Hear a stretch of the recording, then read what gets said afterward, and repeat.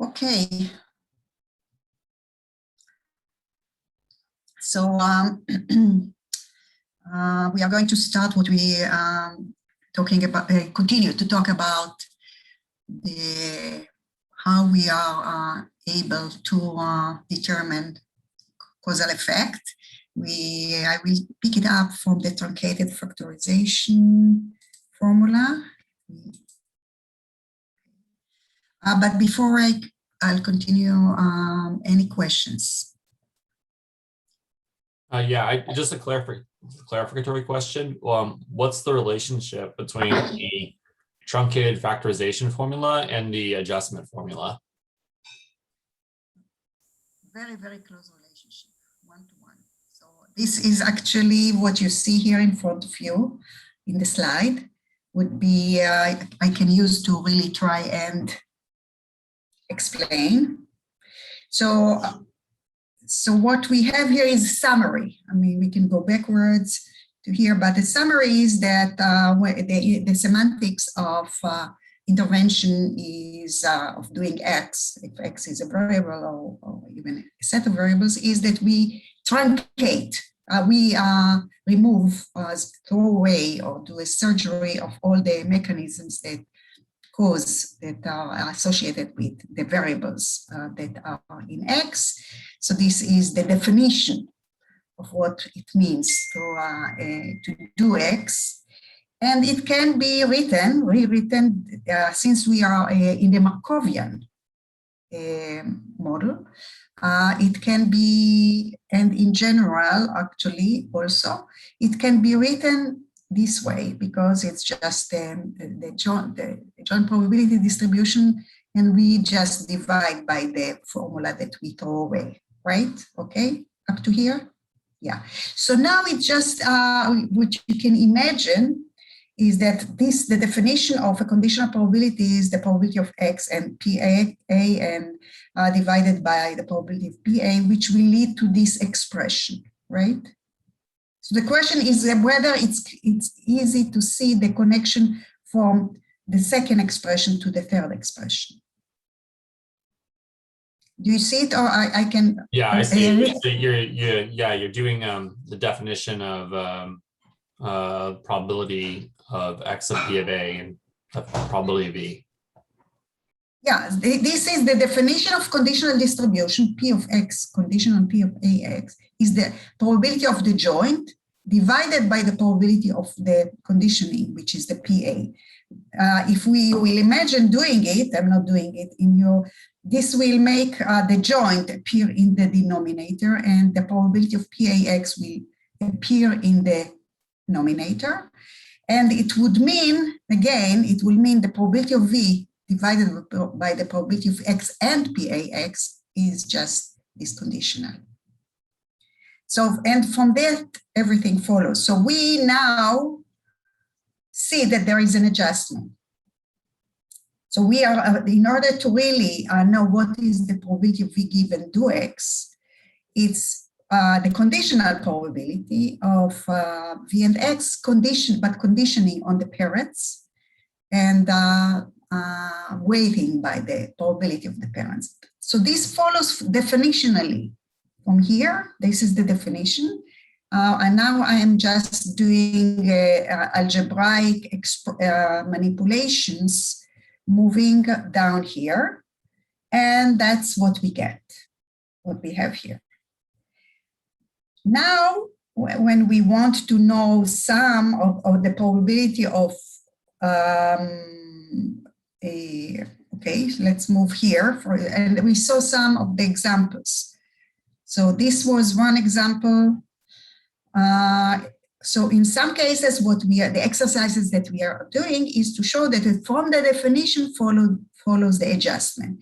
So the first part of the exercise is to show that from the definition follow an adjustment that says that you can move to the probabilistic quantities just by adjusting based on the parents.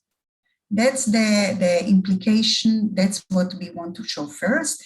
And you can prove it in general, but we showed it on these several examples.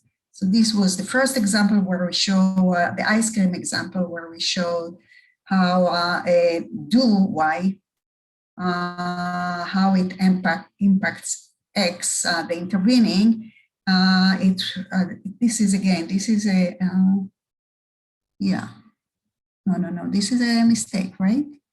We want to have here Y and here X in order to have that. In order to have that diagram here, we should have it, we should throw out the intervention on X.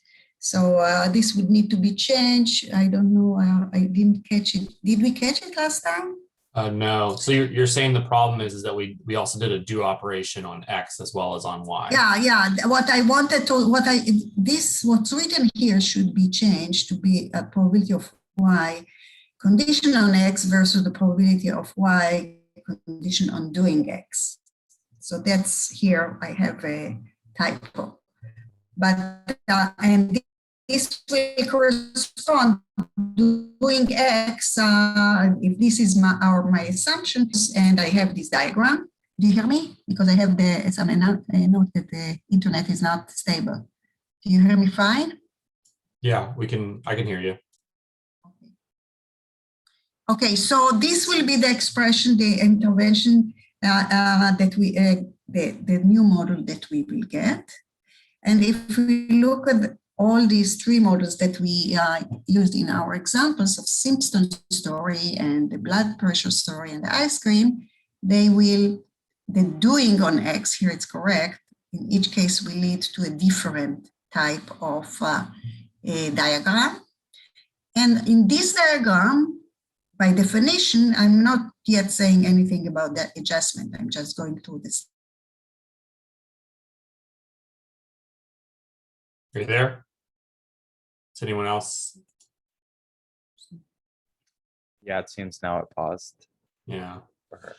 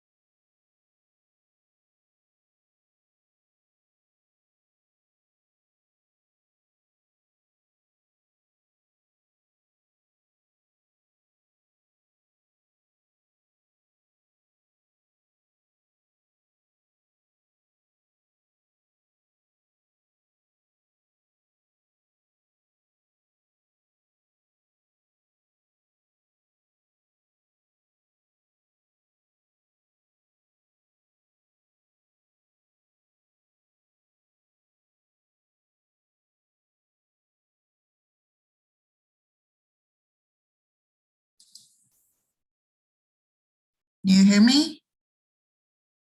Yes. I was disconnected, right? Yes. Okay, let me rejoin. So I have to do again everything.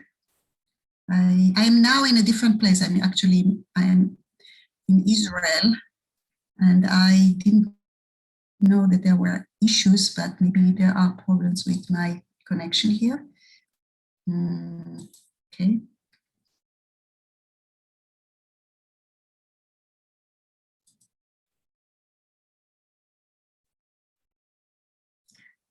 Is the recording working? I don't know.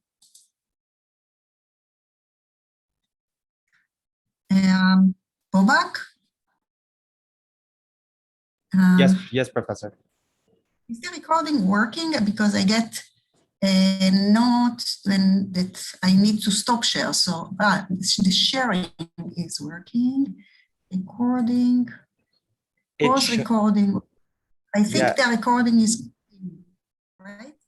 It looks like it's still going from our end, but yeah, I can't be sure. It's showing that it's recording right now. Okay, let's continue. Hopefully it works. The issues again. So that's what we want to do. So we want to really figure out what is the implication of this definition of do, and we will see the adjustment formula, and from that we will see further how we can make inferences when the parents that we have to adjust for are not measurable. That is the full story going forward. So the adjustment formula, we need to imagine hypothetical intervention by which we administer a drug in our Simpson case. And what we would want to compute is the causal effect, which is, or the causal effect difference, also called average causal effect, which is this difference. We imagine that we have a hypothetical interventions on everyone in the population. This would be the first element that we will compute, versus we imagine what will happen to the population when everyone doesn't get the drug, and this difference is the definition of causal effect. Okay, so, and all this we covered earlier, I'm repeating, but we will continue from there. So the adjustment formula is here. So in this particular case, we simulate the intervention in the form of graft surgery. The causal effect is the conditional probability on the mutilated graft where we did the surgery. And in this graph, we want to compute the conditional probabilities of y given x. Now, look at this graph. The conditional this graph we know by its structure that the conditional probability of y given z and x does not change. It's the same one we had before. And the probability of also z in the mutilated graft does not change. So we assume the same conditional probabilities. And if we derive now the probability of y given do x, it's just this conditional probability in the mutilated graft. And to compute it, we can condition on z, on this variable z, which will give us, by conditioning this expression. And because of conditional independence in the mutated graph between z and x, we have that this is equal to this. And this expression here is just the same one we had before. Both these are the same, and we get what we will refer to in general as the adjustment formula. And I'm going to repeat it again and again. So I think all this will become clearer and clearer as we continue. So here we are illustrating how we get the adjustment formula directly from the definition for this particular example. And the point is it can be proved in general. So in the Simpson story, this would be the adjustment formula as we argued from the beginning. We have to condition on this third variable. Can you go back for 1 second? I just wanted to try to make sure I jotted it down. Thanks.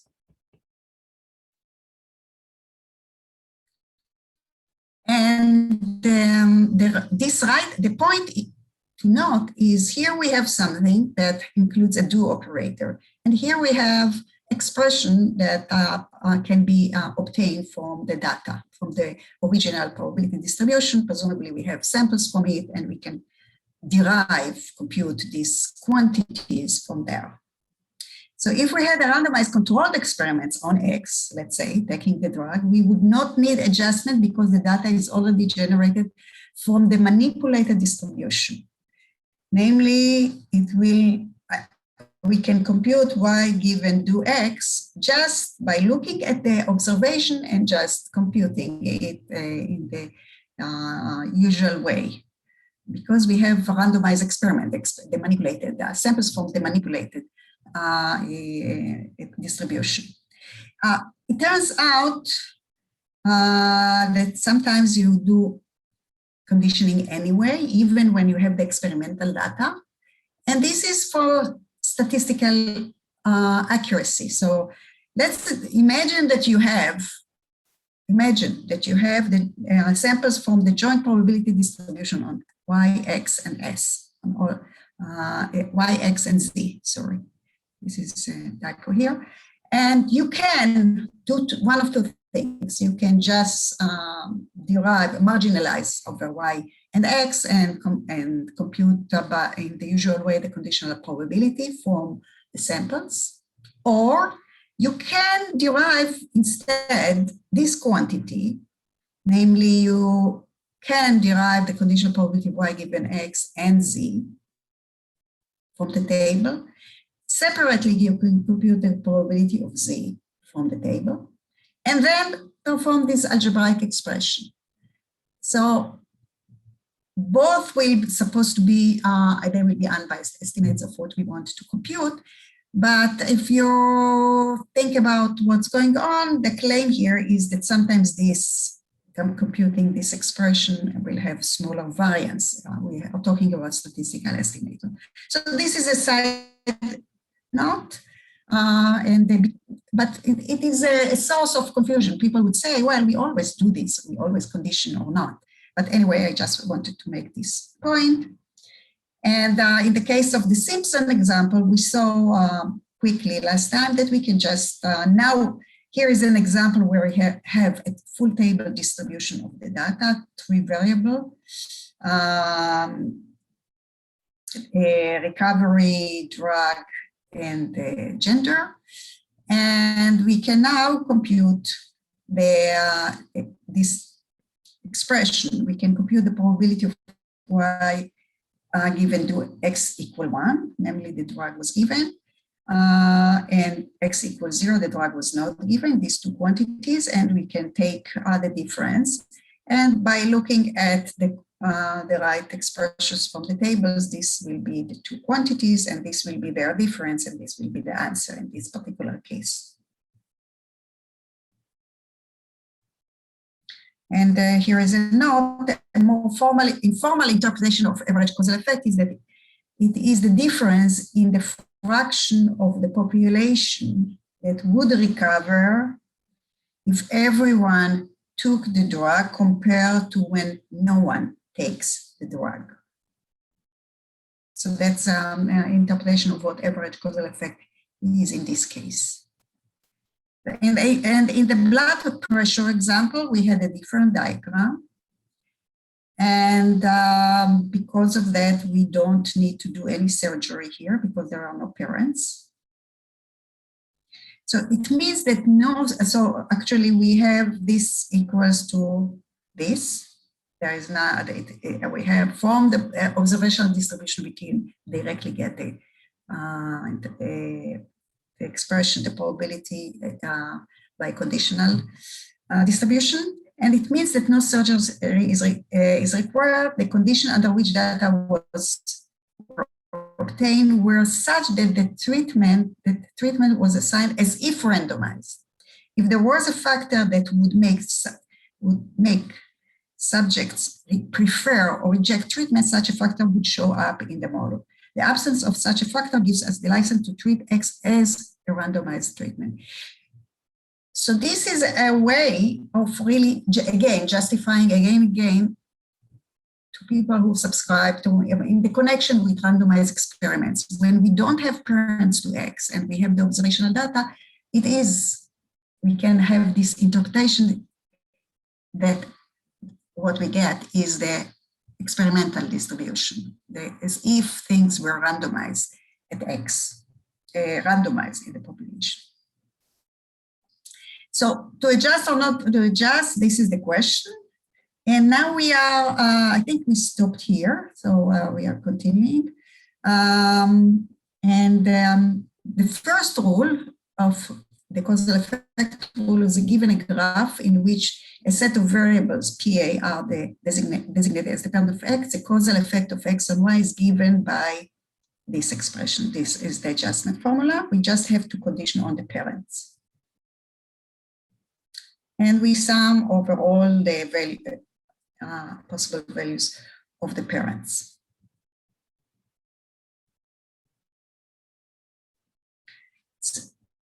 Is it clear? So all I'm saying up to here is there is a definition. From the definition that this follows as a theorem in Markovian cases. So we know how to compute causal effect in the Markovian cases. And it is predicated on the fact that we will be able to measure the parents. But what if not all the parents are measurable? And what we will see now that sometimes there are other variables can serve in the role of the parents. So if the parents are not measurable, maybe there are other that can be step in and be used for the adjustment. So we're adjusting by the parents here.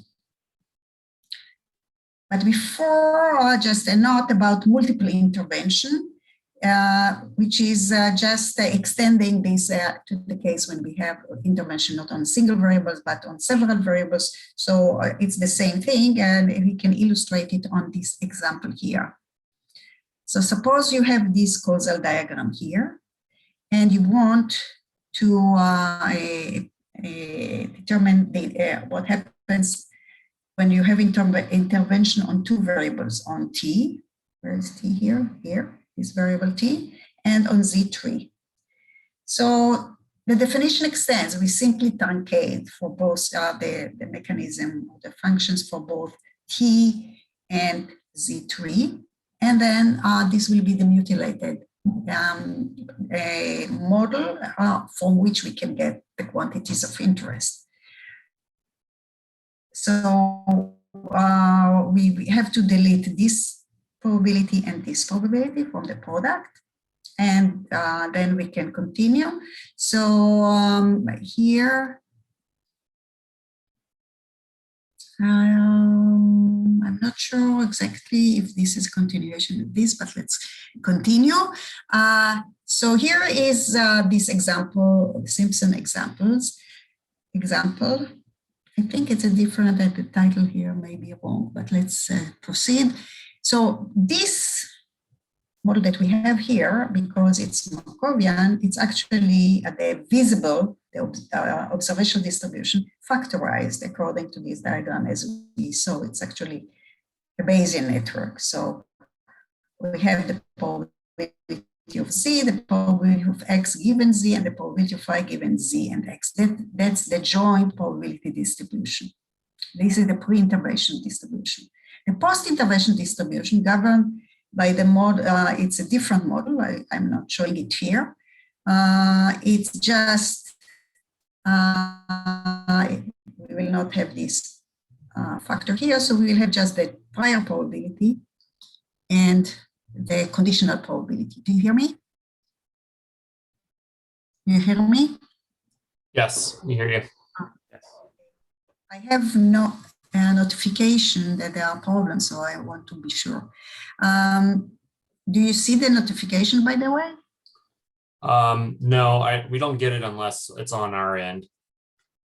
Okay. So this will be the factorization in the mutilated model, and because these factors don't change, we get that. Now, the probability of x given z was purged.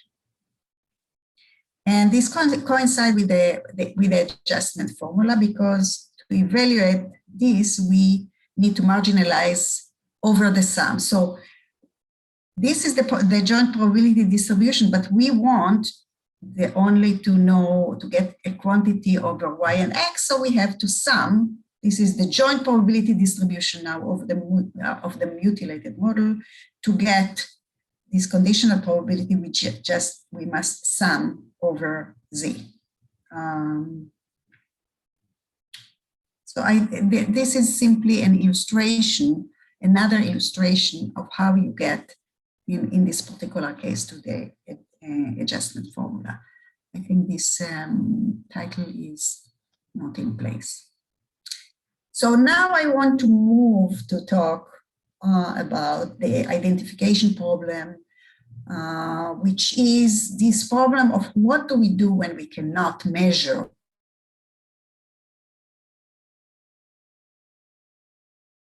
I think she's broken up again. Are you guys seeing that too? Yeah, it looks like it froze. So hopefully she'll log back in a second.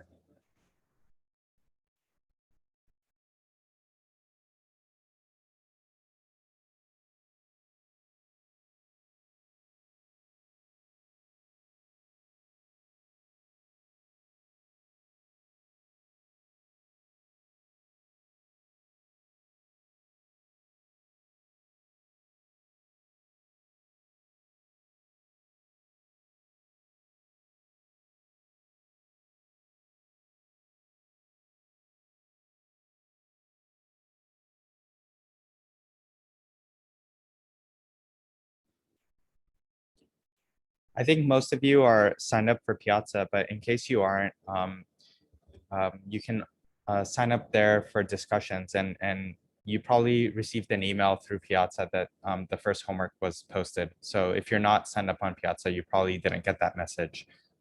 So this is just a heads up that the first homework is posted, and it's looks like it's going to be due next Monday. Yeah, I saw.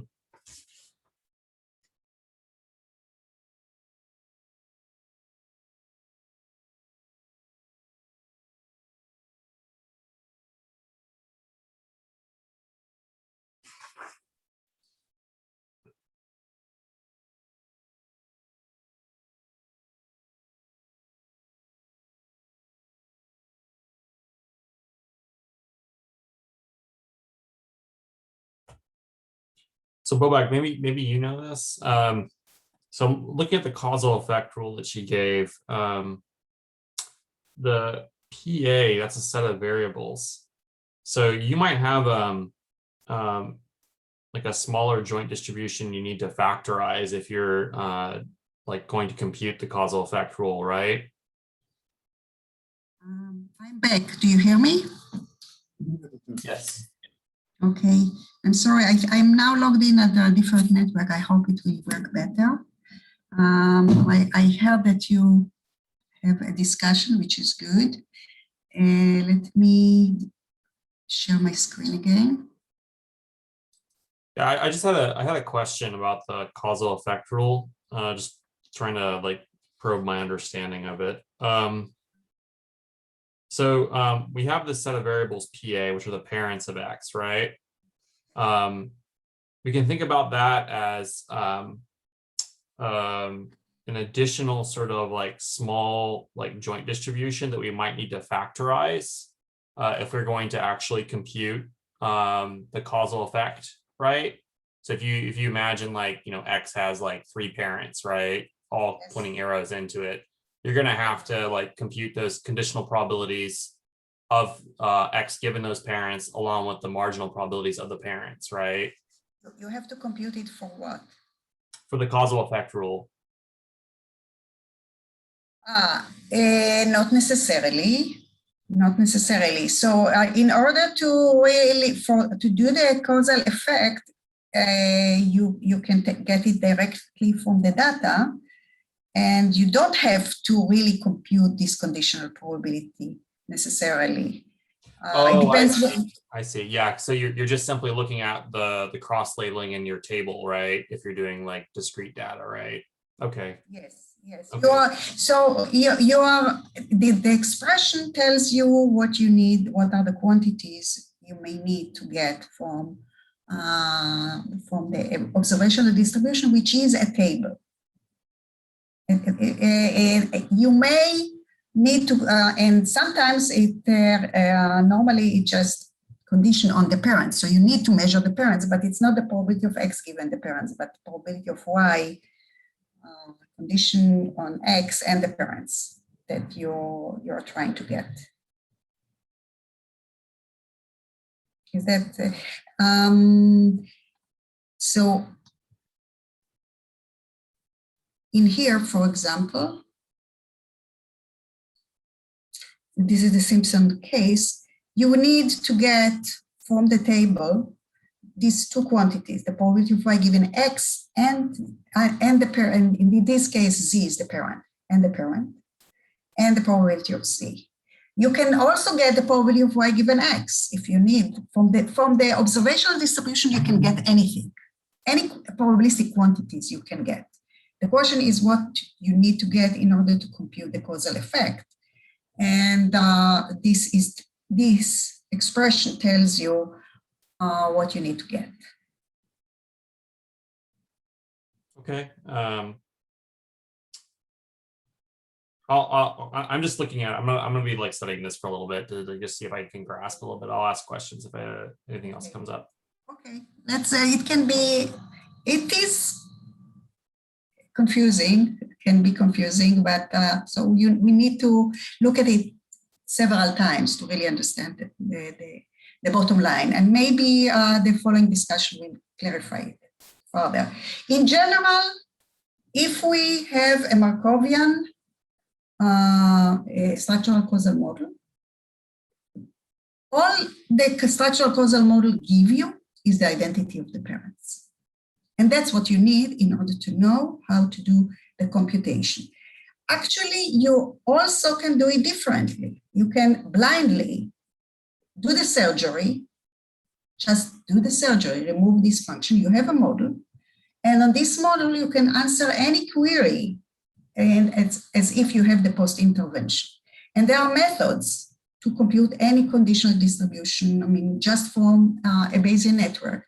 The bucket elimination algorithm that I just showed you very quickly is just one algorithm that is processing Bayesian network. Now we are talking in statistical layer world, in layer 1. So in principle, actually, we could have stopped there. If we were dealing only with Markovian models, we know what, given an intervention, we know what is the mutilated distribution. And from there, we just apply any algorithm that processes Bayesian network to answer any query.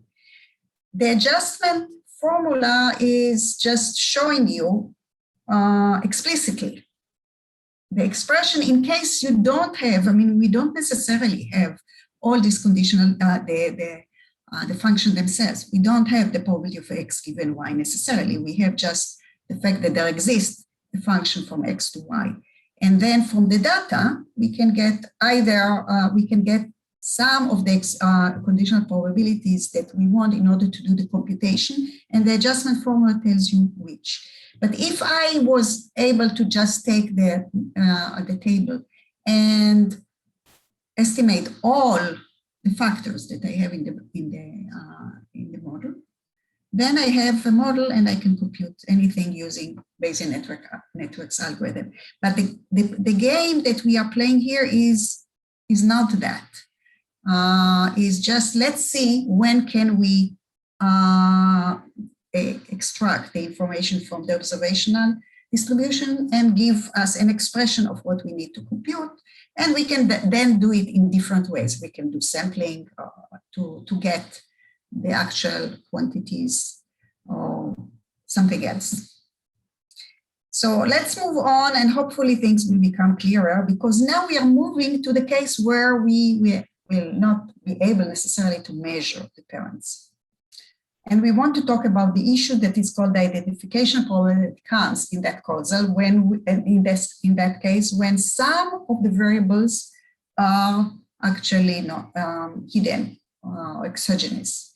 So the causal effect of x and y is said to be identified from a causal diagram G if the quantity, probability of y given to x, can be computed uniquely. That's the key word, uniquely, from a positive probability of the observed variables.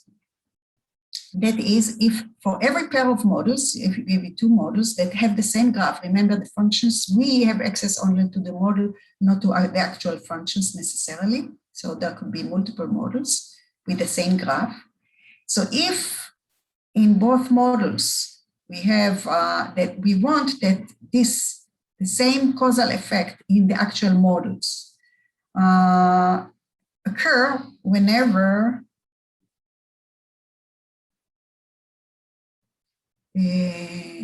whenever the observational distribution, this PM1V is the distribution, the observational distribution that follows each one of these models. So we want that when the observational distribution are the same, we will get the same, and the graph is the same, we will get the same quantity for the causal effect. If this is the case, then we say that the query is identifiable. Otherwise, it's not. Because if we can get multiple different conclusions, that's not good enough and means we cannot, simply with the information that we have, we cannot answer the question. So here is another reiteration of this with some diagrams. So we have a true world, that a true structural causal model with all with the diagram and with the conditional probability. And it gives us also, this is the experiment, and from it we can actually get the any answer, any information about the do operator. Now what we want, now we don't have access to that. We have a causal graph from it that we observe, and we have some observed distribution, POV. And now, since if we want that for any two structural causal models that have the same graph and both generate the same observed distribution, it will follow that they will yield the same answer to the do query. So that's, which here is we are answering question on something that is not observed. So in more detail, it's written this way. The probability under the observed model for model 1 of y given to x will be identically the same as from the other model, the second model, if they have the same graphs and they generate the same observed distribution. So I will illustrate it further through an example. So maybe we can defer questions later on. Identifiability really means that no matter the shape of M1 and M2, for all models agreeing in terms of G and PV, they also will agree on the do, on this query, causal effect query. That's what we are talking about. So to illustrate, let's look at an explicit example in detail. So let's assume that we have this model, and let's consider two models compatible with the following graph, the graph on the left, and that have the same observational distribution. And we want, this is by definition the joint probability distribution on this graph. We assume it's Markovian. And if we are doing the do operator, we will remove this, and it will be now this expression here. And to determine the probability of y given to x, we do the adjustment as we talked about. So that's what we would do. And the question now, what happens when we have two models that we are given, M1 and M2, and here and they have three different functions, but the function structure will be the same as have the same diagram, which is the diagram here. And now when we do x, in both cases, we just replace the function for x by x equal x. So what we want to show, and I will show it in the next slide, no matter what the specific functions for PU are, as long as M1 and M2 agree on G and probability of V, they will also agree on these functions here, because they determine the answer. They will agree on P of Z, and they will agree on P of Y given X and Z, because that's how we compute it. So is this a way to check basically whether our graph is picking out on the right underlying generating structure? Because if you imagined where this didn't hold, right? So you would have functions that generated different a different observed and a different induced distribution, right? It's not necessary. So you are saying if we are unable to answer the query uniquely, it means something is wrong with our model, right? Right. Yeah. But it could also interpret it as we just did not make enough assumptions. Yeah, a different way of saying what you are saying is that it says that our causal model doesn't make enough assumptions. It was not strong enough, the diagram. I mean, we cannot argue with the observed distribution, that's observed, but the assumption that we are making maybe are not hard enough to identify the answer to the query. That is what it says. Right, and that goes back to your point earlier about the concern with hidden variables, right? Yeah, it happens in the case of hidden variables. Let's see this example, which is just, now I am going to give two explicit examples of the F1 and F2 that may help. So let's assume, but it's different. Now we have to have this confounding bias or this unknown here in order to illustrate what we are talking. So let's say that this is our causal diagram. And we will look at two structural causal models that are consistent with this causal diagram. So in this causal diagram, the probability of the visible variables x and y is just by definition what's written here. So you have uxy is this variable that influence x and y hidden. That's what we have here. And model one, just say that x is just equal to uxy, this variable that we don't know.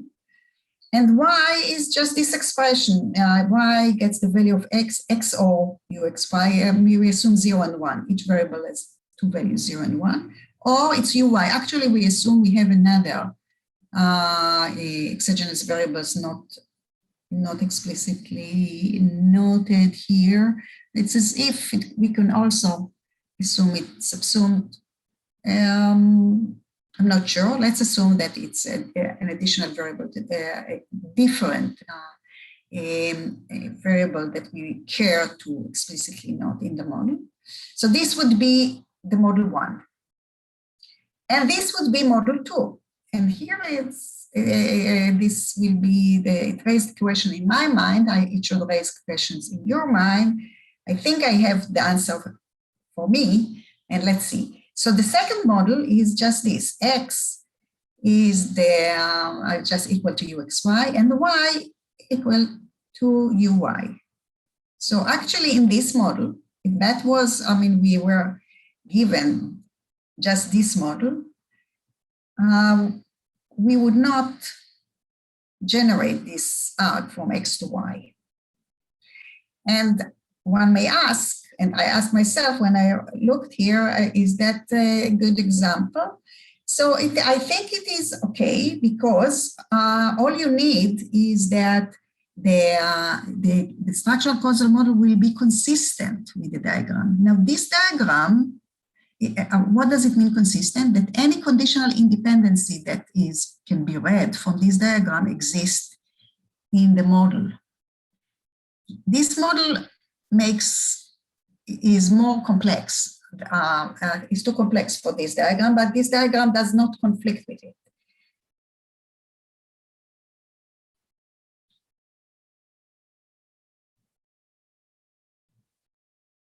Does that make sense? Let's finish the model. We also have to specify the distribution over the exogenous variables. So we assume that they are half.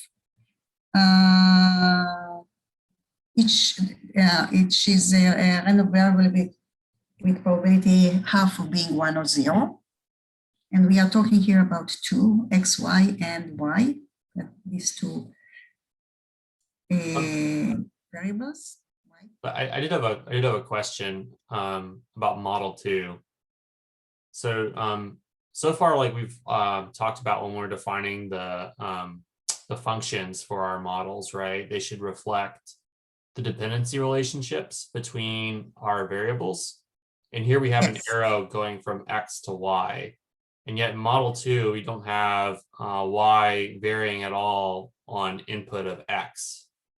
So is it because, the reason why model 2 is good still is because we have this confounder U that does transmit influence somehow? Or I don't know, that's what I'm a little confused on.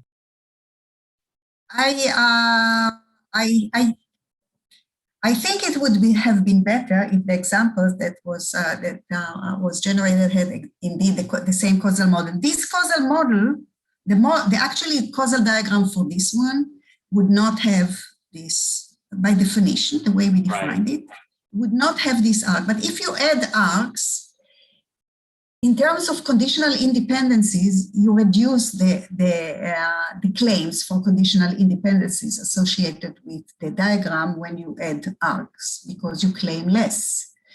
If you are the only things that we have to really make sure when we are talking about diagram and the probability distribution is that any condition, by this separation, any conditional independence that is claimed by the graph exists in the observational data. Now, because this has less conditional independencies than will be actually in the data coming from this one, because in this model, X and Y, we will not have this. They are still dependent, but we will not have this arc here. Actually, they are actually in this diagram, they seem to be independent because we don't have that Y this is a different variable. So I would say that it's consistent because it really assumes the actual model is far simpler than the diagram, and that's still satisfy the notion of compatibility with the diagram. Let's work under this assumption that this is that if we have that this is correct, what I'm saying here, and I think it's correct. I think it's too bad that we don't have an example with exactly the same diagram, just to really illustrate the points. But let's try to really bear in mind that we have here a model that the fact that here when we are having this error, we are not forcing causal independence, we allow it. In causal relationship, we allow it. So the fact that here we may not have that is not a contradiction. It means that we assume, allow the assumption that it exists, and at the end, in a particular model, maybe it doesn't, because we have an assumption, it's not the full reflection of the model. So this goes back to the point, I guess, we had earlier in the course where you can have multiple DAGs map onto the same observational distribution. Yes, yes, definitely. So it's an IMAP. So an independency map, it's not necessarily minimal. So what this will not be according to definitions of Bayesian network, the Bayesian network for this, because it's not minimal. We require minimality, but it doesn't violate the notion of independency map, that the directed acyclic graph has to be an independency map of the distribution. Independency map means any independence that you read on the diagram needs to be in the distribution, but not necessarily vice versa. So we can have a fully connected directed acyclic graph that is an IMAP, but it's a bad one, because it doesn't claim any independencies. So if we took my class, if you read the chapters, you will see all these intricacies. So there is definitely a relationship, as you point out, to that, yes. So let's continue and see where these two models get us to. So if you have these models and we write the whole probability distribution for model, this is for both models. So we have Y1 and Y2 will be the Y's for each for each value of the exogenous variables and X, there are 8 models. We write what is the true value for Y under both models. And you can convince yourself, I mean, it's very trivial in model 2 because it just mimics the UXY and the UY. If you can convince yourself also that it's the same for Y1, we can take a particular example. So for here, if UY is 0, is 1, we will always get 1 because of this disjunction. So you can see if UY is 1, the model always is 1. And when uy is 0, model 1 is also 0 all the time. Let's see. It is 0. Is that correct? This is 1. It is actually the same as mimics ux. So we have, let's say that x is 1 and uxy is whenever x is 1, it should be 1 because it's an XOR. So if x is 1, I think something is wrong here. Actually, I didn't check it before. Do you agree with me? This is 1, 1. XOR 1, 1 is 0. Actually, it's okay. 0, 0 is 1. 1, 1 is 1. But I don't have, I think, I don't have combination of 1 and 0. How can it be? I think something is wrong. Do you agree? Something is wrong in this example because I don't see ux, y, and x. They are always 0, 0, or 1, 1. I think it's based on the way the function is defined that x is always equal to ux, y. So that's why you never see like a 1, 0. Yeah, I think that's right. Thank you, Bobak. Yeah. Okay, so so that's what we get anyway here because of the way the model is. Everything is 1/8 because uy and the uxy is half, but we also have how it's equal. Why is it equal probability? We have three things: x, y, and xy. So I think in here it takes into account ux, but it doesn't specify because we don't have any information on it.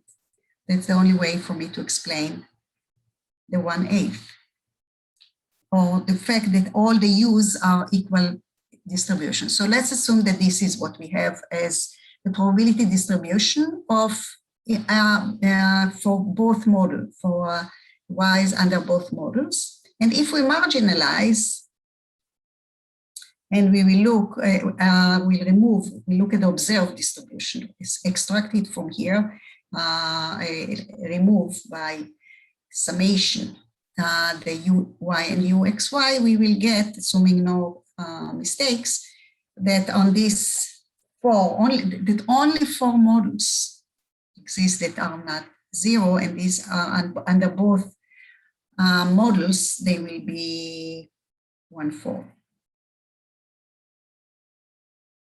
Okay, so that's, we see here 2 models that have the same, that are consistent in the same diagram and have the same observational distribution. And now let's look at do-X. So this is the observational distribution, the expression, and this is the distribution under this mutilated model. And here is the joint probability distribution under the mutilated model. So we can have uxy and uy, and here we have all the combinations of the configurations. Because x, it depends for the model 1, x depends on uxy.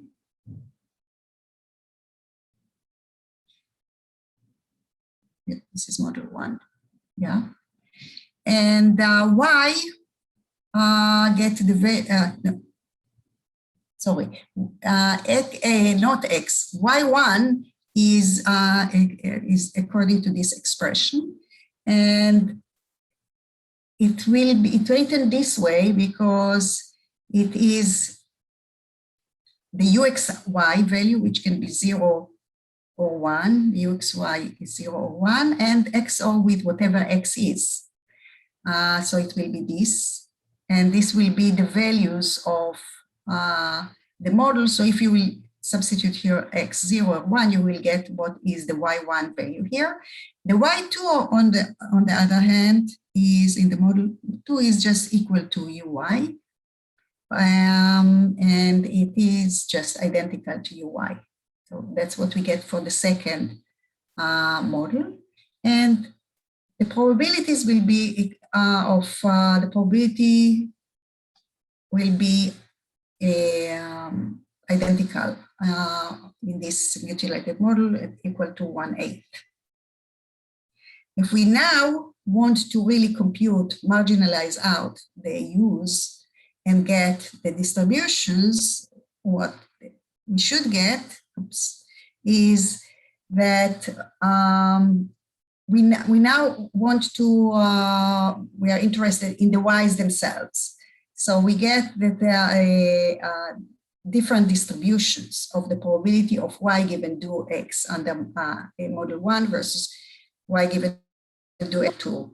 In model 2, we get that the probability is half-half. You can see it from here. Everything looks the same. Here, if you look at it carefully, and I don't think I'm going to do that, I will allow you to do it, but there are too many questions about this example. The point is that you can compute, and you can see actually that because of this expression here, it's different. 0, 0, 0, 0 is, it depends if X is 0 or 1, we will have a different distribution of the 0 and 1 to lead to that. Okay, that's the point of this example. So I think we should look carefully at some of the issues. I believe the computation is correct, namely that is what you will get. Yeah, I think that's right too. Yeah, so this is an illustration, supposedly, of an unidentifiable case. We show this, and we know actually that this model is always non-identifiable. This is the smoking and cancer thing when you don't have a mediation here, and it's non-identifiable. Then you can generate different examples, different answers, and I wish we had more convincing examples, but that's an illustration. So the question is how to decide whether a causal effect is identifiable. And now we are starting, and the first thing is to realize that if the causal diagram is Markovian, for any query of Y given do X is identifiable for every subset X and Y and is obtained from the truncated factorization. So we discussed it, and now we are stating it explicitly. So this is by definition, this is a distribution of V given to X. It's just a truncated distribution. We take the product of all the families that we have, but we are not including those who appear in the X set. And from here, we can move here. This is we saw it in the particular case, these conditional probabilities. And to move from here to here, it's not a trivial things to show, or maybe, but it's not complicated once you are showing it in general, but it simply says, actually this part is still very easy. I take it back. From here to here, it's easy. We are just writing here or the product, but now if we are interested not in V, but only in a subset Y of the variable, we just need to sum out all the variables that are not in X union I. That's all that there is to the expression here. Is that clear? This is for the intervention. This is the surgery definition, from the definition. And because, and the claim here is this, that in the Markovian case, we can move from the structural causal diagram into this factorization over the visible variables. That's the claim. That's the thing that allows this theorem, and which is identical to this. So now in this Markovian system, the next step is to really claim the adjustment that we talked about. So given a causal diagram, the causal quantity is identified whenever all these variables are part of the visible variables, and all the parents of variable X are measured. The expression of Q is then obtained by adjustment for the parent. So this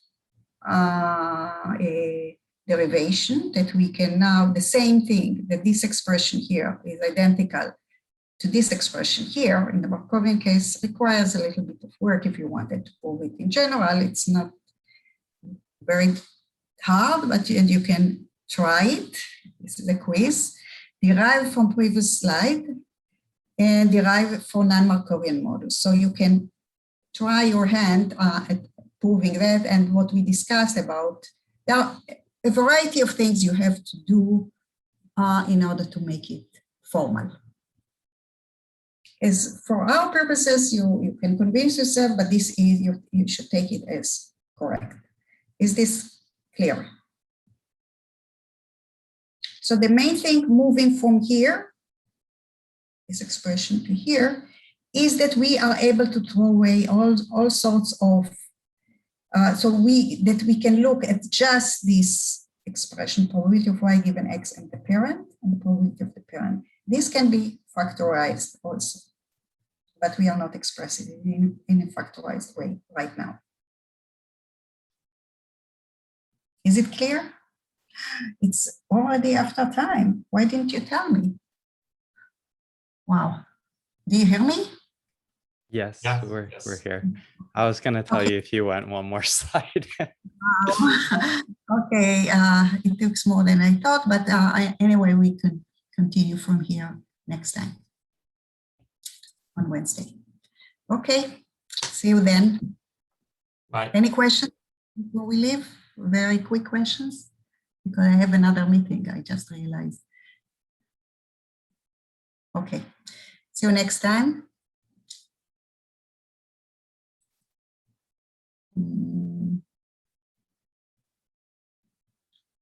We need to